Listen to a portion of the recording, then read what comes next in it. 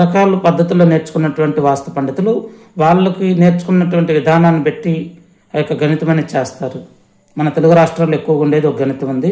ఇప్పుడిప్పుడే స్థాపత్య వేదం అనేది పుంజుకుంటుంది. కానీ స్థాపత్య వేదం ప్రకారం ఇంటి నిర్మాణం చేసే అంత ధైర్యము దమ్ము ఉన్న మేస్త్రులు కావాలి. మేస్త్రులు కట్టడం సరికాదు, ఆ ఇంటి ఓనర్స్ కూడా వాళ్ళకి తగ్గట్టు పేమెంట్ అనేది చేయగలగాలి. అప్పుడే మీరు అనుకున్నటువంటి వాస్తు ధర్మం యొక్క ఇంటి నిర్మాణం జరుగుతుంది. అయితే నన్ను సంప్రదించండి. నేను మీ ఊరు రాలేకపోవచ్చు, మీరు నా దగ్గరకు రాలేకపోవచ్చు. ఇప్పుడంతా మనకి ఆన్లైన్ సర్వీసులు ఉన్నాయి కాబట్టి మీ జాతక పరిశీలన కోసం, అలాగే జన్మ నక్షత్రానికి సరిపడే విధంగా ఆయాది గణితంతో మంచి ఇంటి ప్లాన్స్ రూపొందిస్తాము. అదేవిధంగా మీ ఇంటి నిర్మాణం చేయాలనుకున్నప్పుడు గణితం కట్టే ముందు మీ యొక్క నక్షత్రానికి ఇంటి నక్షత్రం మ్యాచ్ అవుతుందో లేదో చూసుకోవాలి.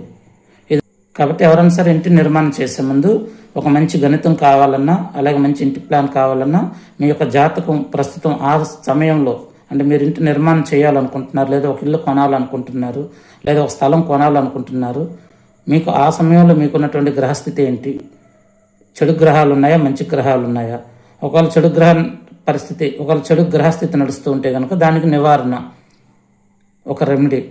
అందరికీ శని రాహు గ్రహాలే చెడు గ్రహాలు కాదు, అందరికీ గురువు సూర్యుడు మంచి గ్రహాలు కూడా కాదు. మీకు అర్థమైంది కదా. గ్రహాలు అనేవి 9, వాటి శనిపాలిత గ్రహాలు ఉంటాయి, గురుపాలిత గ్రహాలు ఉంటాయి.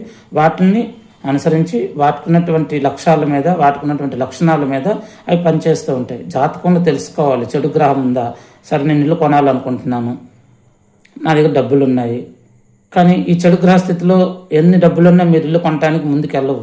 ఎందుకంటే అక్కడ గ్రహస్థితికి మొదట మనం ఒక నివారణ అనేది చేసుకోవాలి, ఒక రెమెడీ చేసుకోవాలి, ఒక పరిహారం చేసుకుంటే మీ దగ్గర డబ్బులు ఉన్నాయి, ఒక మంచి ఇల్లు కొనాలనుకుంటున్నారు, ప్రస్తుతం మీ గ్రహస్థితి శని మహర్దశ నడుస్తుంది, లేదా ఏలినాటి శని నడుస్తుంది, ఈ గ్రహం మీ జాతకానికి వ్యతిరేక గ్రహం అయి ఉండొచ్చు.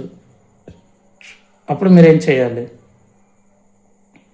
ఒక వృద్ధాశ్రమానికి వెళ్ళి అన్నదానం చేయండి, వస్త్రదానం చేయండి, వారికి మందులు దానం చేయండి, పెద్దలకు కొంచెం సేవ చేసుకోండి, పెద్దల పట్ల గౌరవంగా ఉండండి.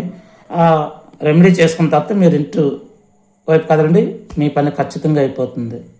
మీ జన్మ నక్షత్రానికి సరిపడే విధంగా ఆయాది గణితంతో మంచి ఇంటి వాస్తు ప్లాన్ ఇస్తాము. అదేవిధంగా మీ జన్మ జాతకం పరిశీలన కూడా చేస్తాము. మా ఫోన్ నెంబర్ కాంటాక్ట్ చేయండి, ఈ డిస్ప్లేలో ఇస్తాం. ఓం గం గణపతియే నమః.